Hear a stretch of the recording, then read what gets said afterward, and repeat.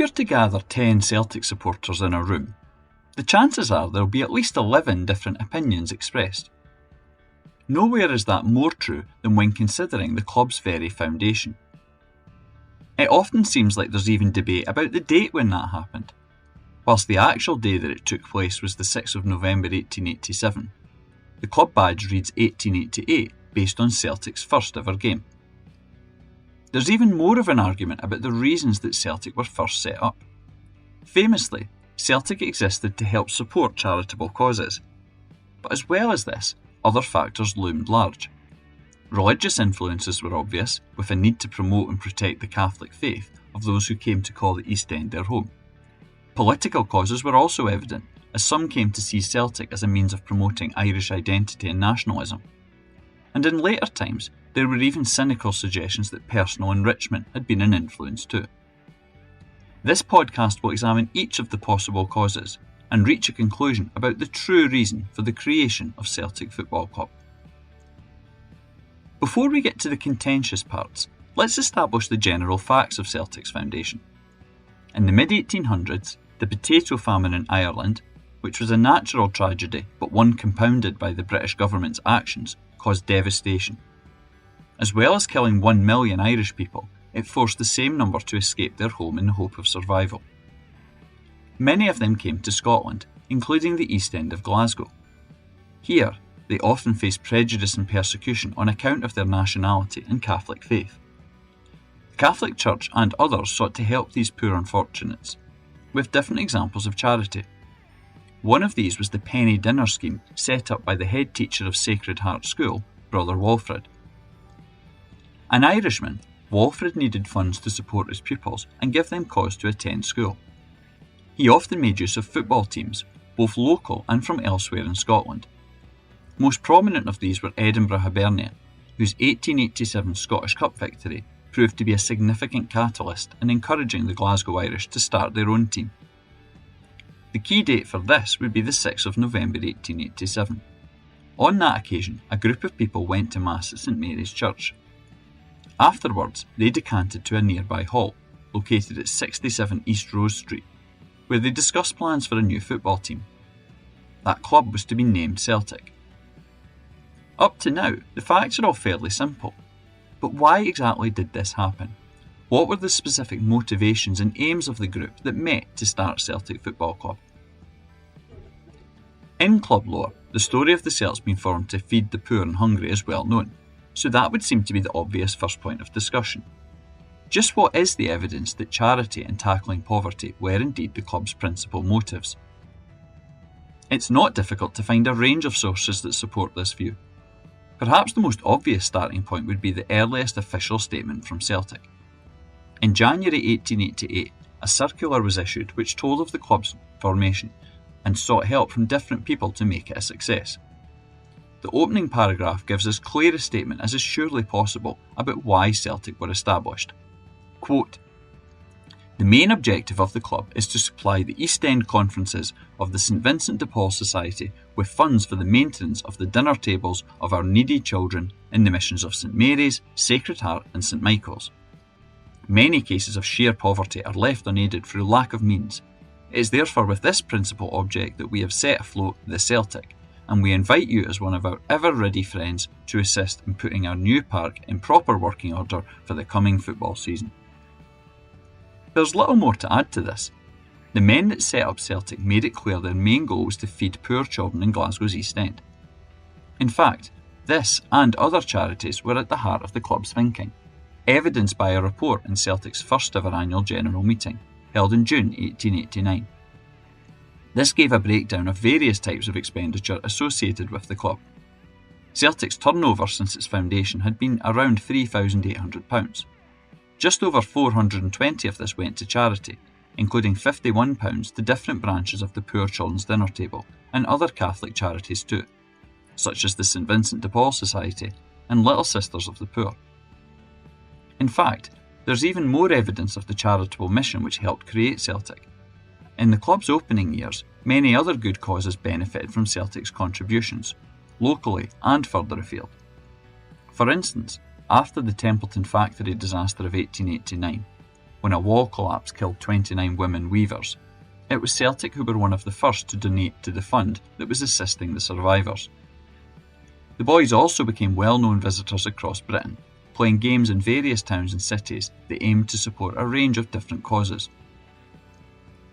This charitable commitment was acknowledged by those out with the club too. In their first season, Celtic reached 3 finals, losing in the Scottish Cup and Glasgow Exhibition Cup, and winning the boys' first trophy, the Glasgow North Eastern Cup. The Scottish Referee publication then wrote that, if it were only for the good they have done to poor suffering humanity, the Celts deserve better luck. They should remember that small beginnings make big endings, suggesting that Celtic's donations made them a club worth celebrating and that deserved success. An 1892 edition of the Scottish Football Annual also said that, quote, the primal object of Celtic's formation was charity. However, there is also evidence that this support for good causes later began to wane, which some people have interpreted as evidence that charity wasn't truly the club's founding goal. There were multiple complaints that Celtic's committee was not giving enough to charity and instead focusing too much on paying players, which was technically illegal until 1893, and building the ground. This was even part of the reason that a rival team was established, Glasgow Hibernian, although this new side died a quick death. Most symbolically, this was evident in 1893. Brother Walfrid, renowned as the club's founder, had departed Glasgow in 1892, going to work in London. In the season he left, Celtic failed to make any donation to the Poor Children's Dinner Table, the very cause the club were set up to help. This was particularly galling, given that Walfrid himself later wrote about the importance of this funding, saying, quote, the expenses for some time were met by subscriptions and collections and sermons, etc., till the Celtic FC was started. To a point, this was inevitable. The costs of running an increasingly professional team, which was officially so from 1893, put huge pressure on club finances. In particular, the building of a new Celtic Park, at a cost of more than £3,000, then an enormous sum, meant that Celtic's debts necessitated a change in how it spent its money. The Catholic newspaper Glasgow Observer was especially scathing of this shift from the original commitments. They later wrote a pleading editorial demanding that, can we not get a club that will carry out the original idea of Brother Walfrid? The inference was clear. Celtic may have once had charitable goals, but these were being eroded by the men now running the club. Celtic stepped even further away from charity when they became a private company. For years there had been proposals that Celtic should cease to be a member-owned organisation and instead become a limited company. Part of the reasons for this were understandable. Currently, club owners were themselves liable for debts, but others saw this as a power and finance grab. Once more, the Glasgow Observer criticised this, saying that such a move would, quote, annihilate charity, the original article in the club's creed. Finally, in 1897, Celtic members voted to become a private company, and 5,000 shares were issued in the club. In the future, this required that a 5% dividend be paid to shareholders before charity donations were made. Although contributions would continue to be given to various causes at different times, the need to first pay money to shareholders clearly shifted the club away from any early mission it had once had. It's undeniable that the principal spark which ignited Celtic into existence came from a drive to help the less fortunate. In the words of club president John Glass at one annual meeting, but for charity, the Celtic club would never have been organised. However, it's equally evident that this mission did not remain the club's sole purpose as the years advanced. Charity and tackling poverty were clearly an intrinsic part of Celtic's founding goals, but there are other factors to be considered too, not least the influence of religion. If the club's opening circular, which was issued in January 1888, can be used as evidence of Celtic's early commitment to good causes, it also emphasises the religious influence. It features 5 direct references to the word Catholic, highlighting the need to represent Catholics in the west of Scotland and give young Catholic men a sporting activity in which to participate. In fact, there are multiple references to Catholic and religion before any link is made with poverty. This circular also identified the men that were the driving force behind the club's establishment. Its opening line has an overt religious link, stating that the patrons were His Grace the Archbishop of Glasgow and the clergy of St Mary's, Sacred Heart and St Michael's Missions, and the principal Catholic laymen of the East End. It also makes clear that the needy children to be fed are those from the Missions of St Mary's, Sacred Heart and St Michael's.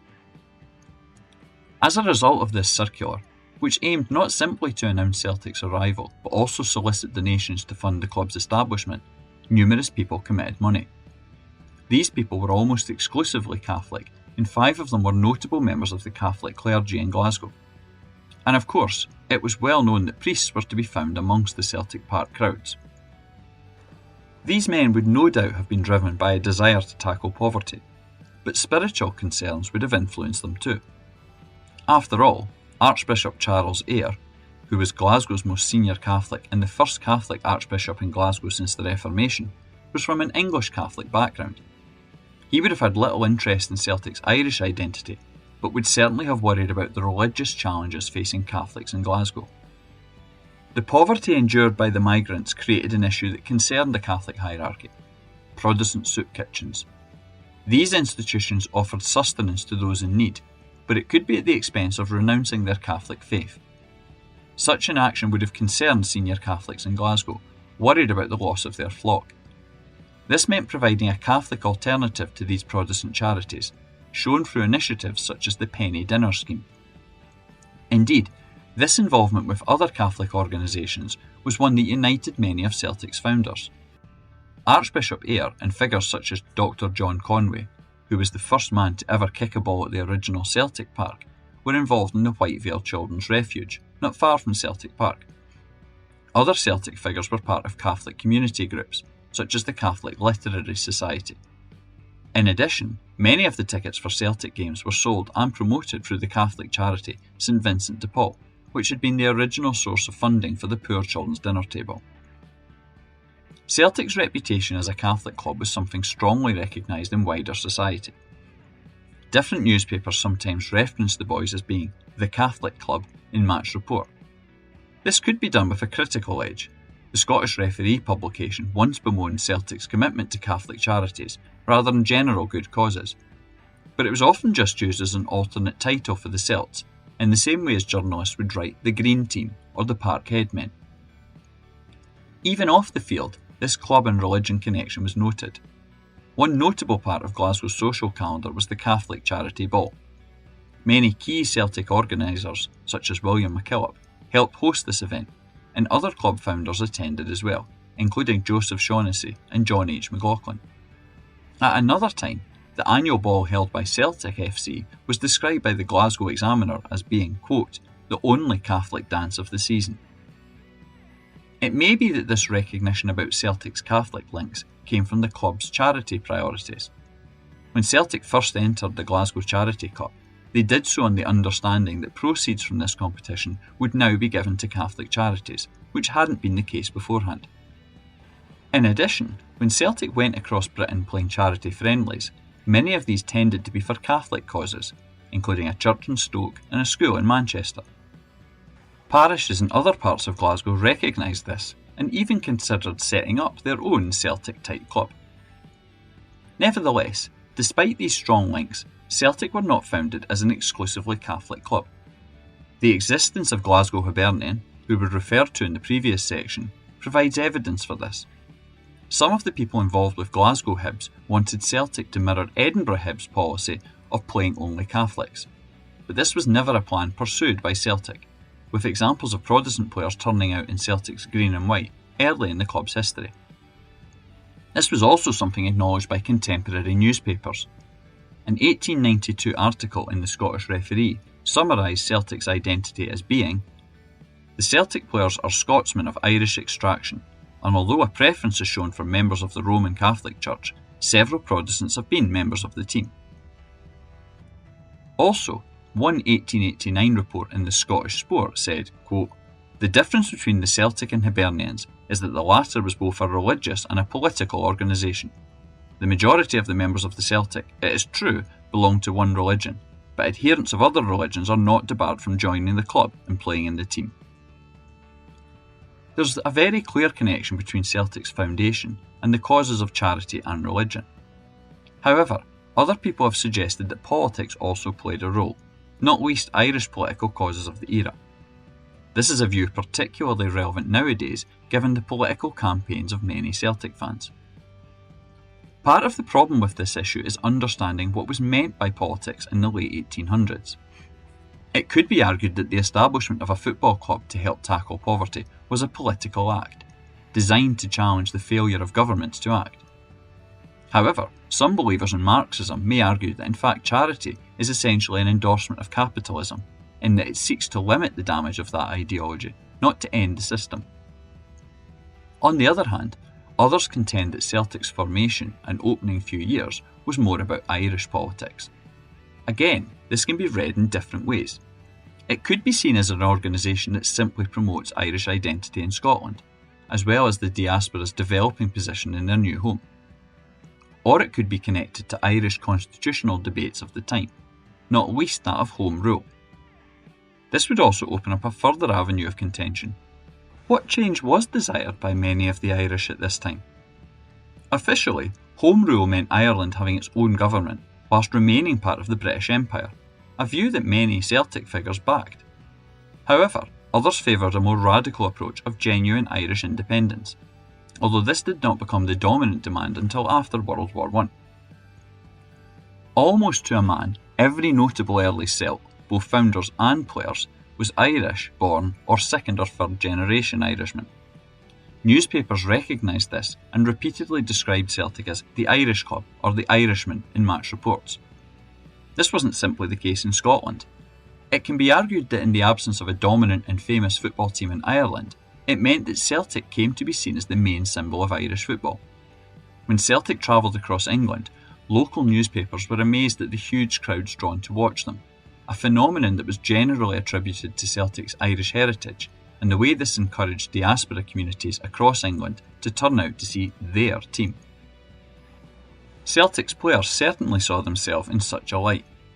An 1893 article in the Scottish Sport conducted interviews with the Celtic team during an after-match reception at a Glasgow city centre restaurant.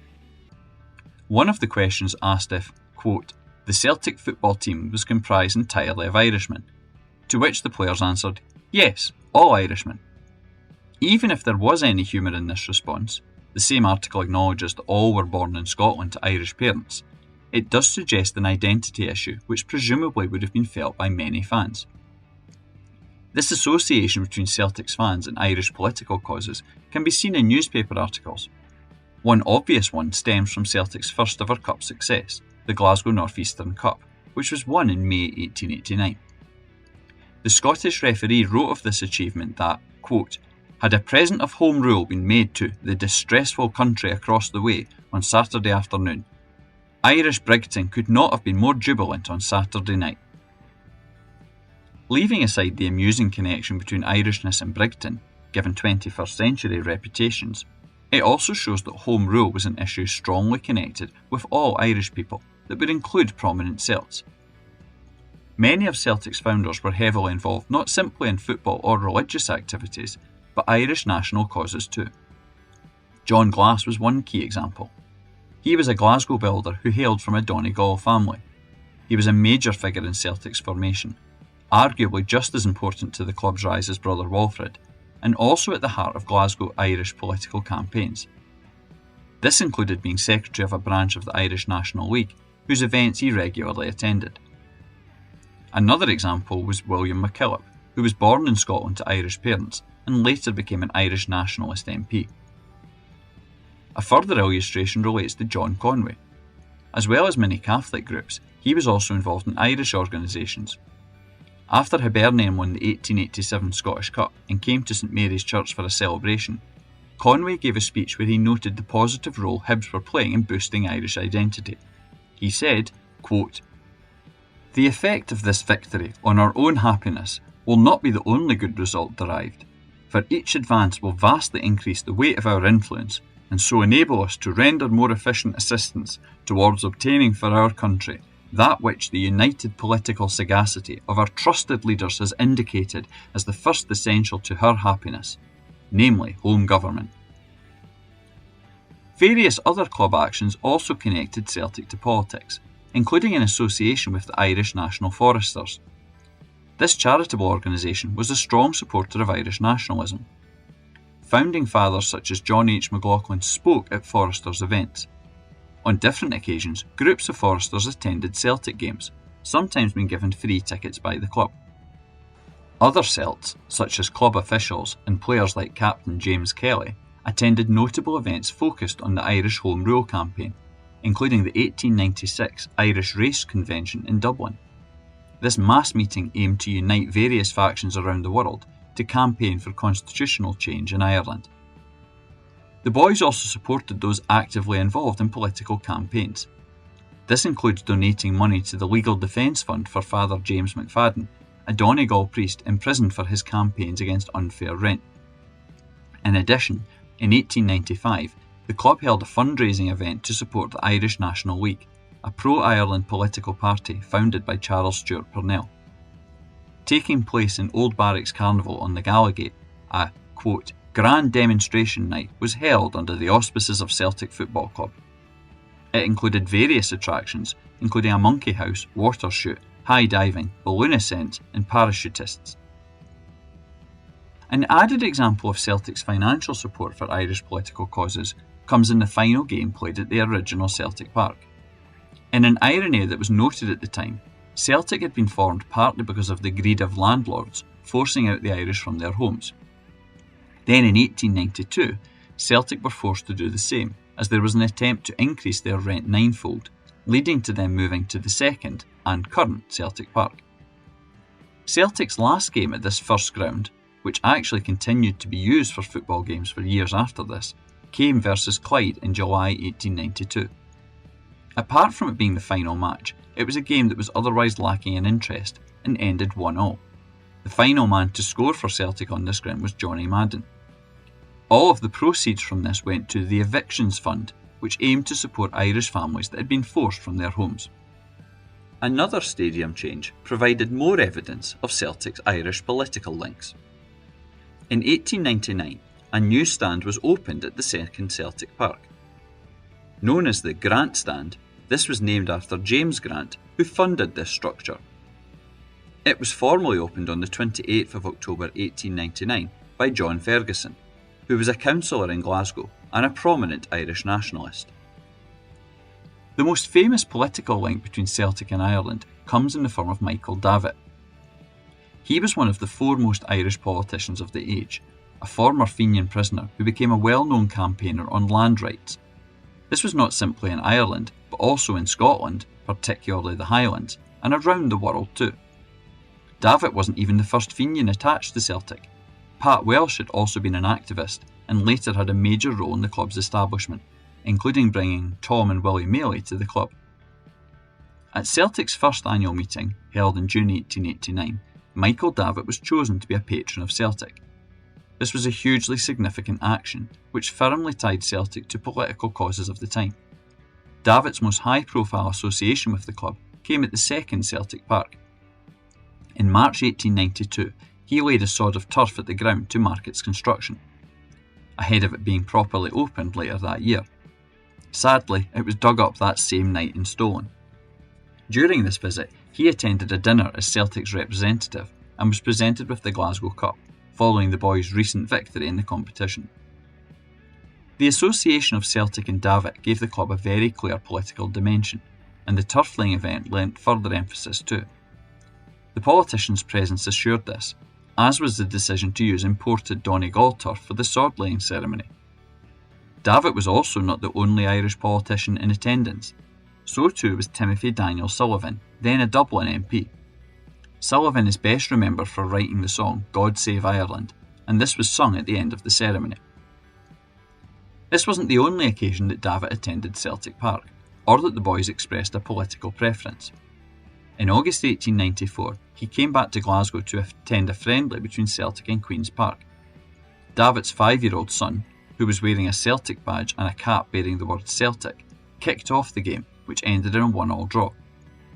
Afterwards, Celtic presented Davitt with a cheque for £60 to be donated to the Irish Parliamentary Fund. In fact, Various Irish MPs would often attend Celtic fixtures as guests of the club, including notable figures such as John Redmond and John Dillon. Davitt was clearly interested in sport. He was once quoted as saying that he didn't watch football more for fear that, if I were to be too exposed to it, I would likely to become so infatuated altogether and forget about politics. However, it's also important not to overestimate Davitt's footballing links. For instance, a recent book by Cormac Moore looking at the history of Irish football fails to make any direct reference to him.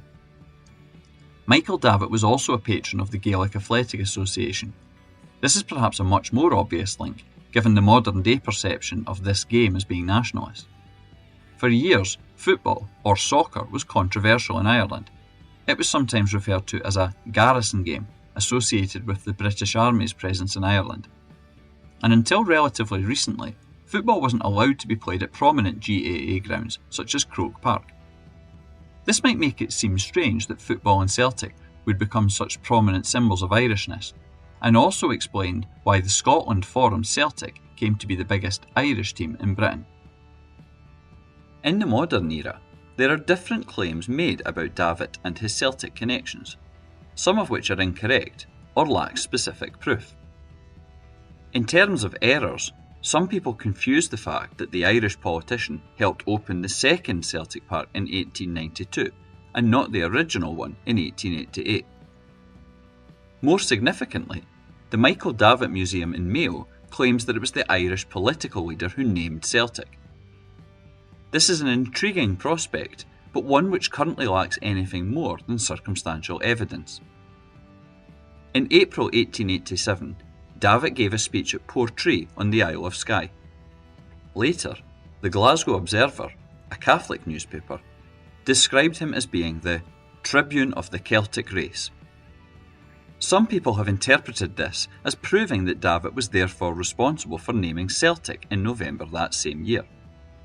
However, the fact that no mention of this was made at the time, or in June 1889 when Davitt became the Celtic patron, undermines this claim. The actual origin of Celtic's name is one of debate. One oft-repeated belief is that it was chosen to suggest a link between the Scots and the Irish. This may well be the case, although no documents exist that specifically support this.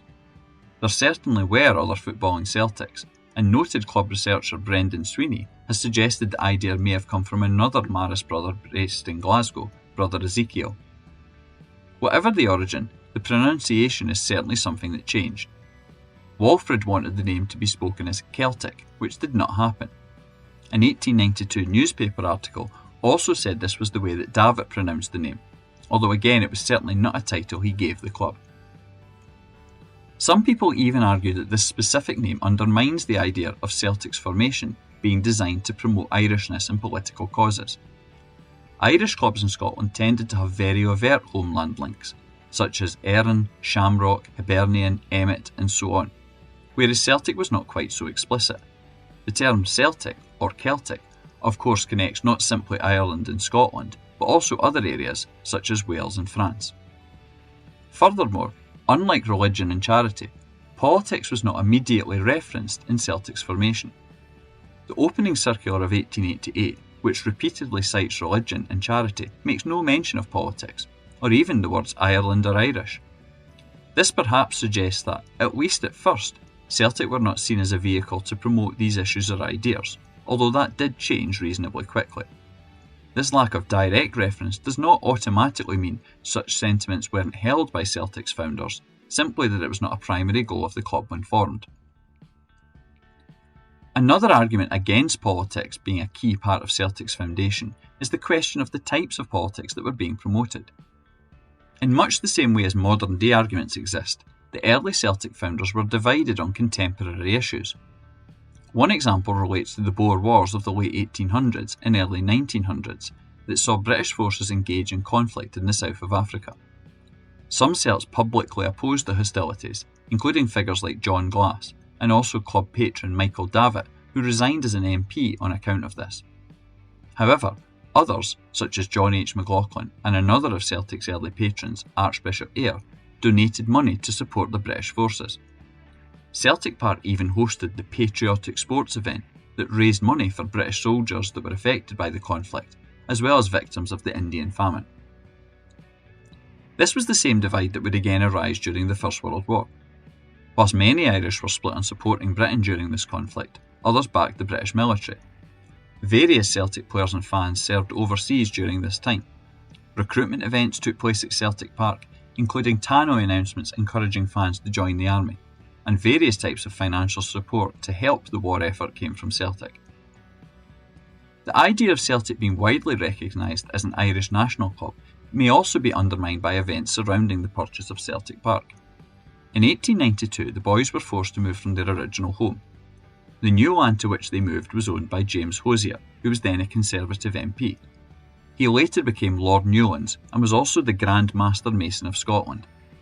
Despite this background, Hosier agreed to sell the land for the second Celtic Park to the club. Whilst money can open many doors, it might be argued that such an avowed unionist would have been less likely to sell the land if Celtic were truly seen as a vehicle for Irish nationalism.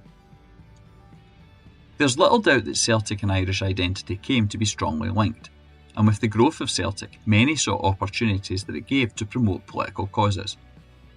However, this would appear, based on the evidence, to be something that happened after Celtic's formation, rather than being a driving purpose of its initial establishment.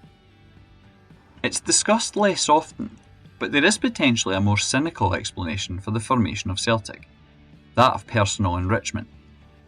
For all the romantic stories of Celtic's establishment, within a short period of time, there was a clear business focus that would see the club become a private company within a decade. In consequence, it's been suggested, and sometimes by people who do not wish Celtic well, that Celtic's foundation was not as altruistic as it seems. As noted earlier, the initial formation was not especially a newsworthy event. Edinburgh Hibernian were already an established side, and Dundee Harp had a prominent reputation too. In addition, there was multiple examples to be found across Scotland of other local Irish clubs. Celtic would have simply merged into this mosaic, and it would not have been a shock had they become yet another Irish footballing casualty. Instead, the opposite happened. Celtic's rise was meteoric. Even by late 1888, just months after their first game, newspapers were describing them as the already famous Glasgow Celtic. The reason for this was the substantial organisation and financial backing that underpinned the new club. Within 1 week of Celtic's 6th of November 1887 establishment, the boys had rented land near the modern-day Celtic Park that would become their first ground. This was later followed up by an influx of the top Irish diaspora players in Scotland, including men like James Kelly and Neil McCallum, who were crowned as world champions with Renton earlier in 1888. Celtic's financial strength, shown in their ability to quickly secure land and top players, has led to some speculation that richer Irish businessmen may have seen the club as a vehicle for purposes other than charity. It could feasibly be the Irish dimension that was previously discussed, but it could also have been a wish to tap the growing finances that were available as football became established as the country's top sport and pastime. Celtic's ability to attract many of these players and persuade others from moving south to England's relative riches was clear evidence of money available. Until 1893, it was against footballing rules to pay players in Scotland, although in reality most clubs secretly did so, including Celtic. There were various routes to achieve this, although Celtic made notable use of pub licences. Thus, James Kelly, who was a joiner by trade, was able to afford a £650 pub licence. Such an approach often drew criticism for Celtic, not least from people who opined that one reason for the poverty many children faced was the alcoholism of their parents. Different Celtic figures were at the heart of allowing players to be legally paid. People like John H. McLaughlin pushed to have a Scottish league, and then followed this with a demand for professionalism. This was formally introduced in May 1893. After this, it naturally led to an increase in the wages paid to players, taken from club finances. Inevitably, this reduced the funds available for charities. Such a move was often criticised in the Catholic press, with complaint letters describing players as living in lazy idleness, doing little work and taking money from charitable causes. The paying of club officials drew opposition too. From the early 1890s, Celtic's committee agreed to pay different figures involved in the running of the club, something others saw as anathema to the club's charitable foundations. However, Many others, including brother Walfrid, backed this move, recognising that it was necessary to secure the growth of the club, including its ability to make money that could be given to good causes. The issue of charitable donations can be used as evidence for and against the view that Celtic were just a vehicle to make money. Certainly, donations did decline over time, particularly the early failure to give funds to the penny dinner scheme. However, Celtic still made significant contributions to a range of good causes. In the first year alone, more than 10% of club turnover, not simply profits, went to charity, a significant sum. Even more significant as evidence of business motives in Celtic's formation is the fact that there were repeated steps to change from being a member-owned club to a private company. This caused numerous fights between Celtic members. Giving Celtic limited liability status would mean that shares were issued by the club, and this finally happened in 1897. 5,000 shares, valued at £1 each, were sold, giving a small number of people a dominant control of Celtic, one that lingered a century later into the 1990s. It's clearly possible to read these facts and assume a cynical motive behind the actions. In fact, limited liability status was one being gradually pursued by most British clubs. The reasons for this were partly about personal protection for committee members, who otherwise faced being personally liable for debts incurred through the football club. This was especially daunting as clubs invested in their grounds, often at great cost. Celtic's committee may have seen the example of Glasgow Hibernian, whose collapse resulted in court cases for their funders and wanted to protect their own interests. As well as this, a look at many of the key men who drove Celtic's formation further undermines the notion that profit was their motive. The most obvious of these is brother Walfrid, whose life was devoted to the church and who took a vow of poverty as part of joining the Marist Brotherhood. This same sentiment can be expressed for people such as Archbishop Charles Eyre. In addition, there are accounts of Michael Davitt being given expenses to organise events, but still handing back unused funds, again proving that personal enrichment was not a driver of Celtic's backers. There's little doubt that Celtic's focus eventually moved away from charity and began to have a clear business focus. This was perhaps inevitable if the club was to grow. The rise of professionalism in England as well as Scotland created competition for players, and failure by Celtic to adapt to these conditions could have seen the club's demise, in the same way as many other Irish teams. The Celtic Committee and later board instead responded to footballing demands, and perhaps also a desire for personal control, which led to changes in how the club was run. However, there's no evidence that the wish to make money was the purpose for which the club was originally formed.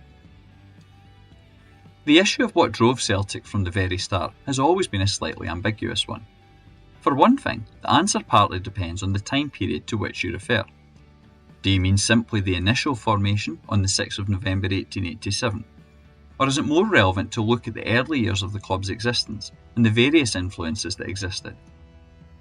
In understanding why Celtic were originally established, based on the November 1887 date, there's little need to look further than the club's opening circular. This spells out in very simple terms what drove matters. It was a commitment to tackling poverty in the East End area, allied to a need to protect and promote the Catholic faith. The fact that it makes numerous references to both those issues without making any mention of Ireland is beyond dispute. However, it's also the case that after formation, Celtic's goals began to alter. For one thing, there was a clear shift away from charity, especially when Celtic became a private company. There's also an obvious rise in political links and associations, not least when Irish nationalist politician Michael Davitt became a club patron. However, the fact that he was the second patron, the first being Archbishop Charles Eyre, possibly illustrates the order of the club's earliest priorities. Furthermore, whereas Celtic's founders all hailed from a Catholic background, it would be wrong to assume that they were united on every political topic, with multiple disputes evident as the club grew older. It's often the case that people who strongly argue for a particular issue as being Celtic's reason for existence are simply mirroring their own views. Instead, when it comes to the factors that led to Celtic's establishment and rise to prominence, the most accurate opinion is that there's no exclusive answer. Charity needs were to the forefront, but not an exclusive factor influencing affairs. The need to defend the Catholic faith was also significant, but again, not exclusively. Politics and Irish identity were not immediate priorities, but soon came to the fore, although once more not as an exclusive concern. Instead, all three of these issues, likely in that order of importance, were what drove Celtic's earliest days. It's also worth noting the question could be posed: does it actually matter? In the modern era, Celtic's own social charter says that it is, quote, an inclusive organisation being open to all regardless of age, sex, race, religion or disability. This means there's no requirement to be Catholic or Irish or any other background to follow the club, and that's certainly true. Equally, if Celtic is to be more than simply a football team or money-making venture, it helps to have some ideals to which it is anchored, whether it's the fans or club itself that most embody those values. As further evidence of the confusion surrounding this matter, there's a famous quote that's often associated with Celtic's inception, and it begins, "A football club will be formed."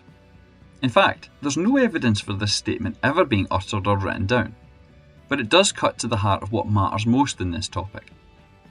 Instead, let's look at an actual excerpt from the boys' first circular. Quote, Celtic Football and Athletic Club was formed in November 1887.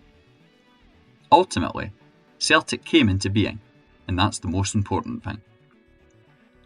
If you want to learn more about Celtic history, follow Hail Hail History on Twitter X and Blue Sky. You can also take part in free Celtic walking tours. Visit celticwalkingtours.wordpress.com for more information.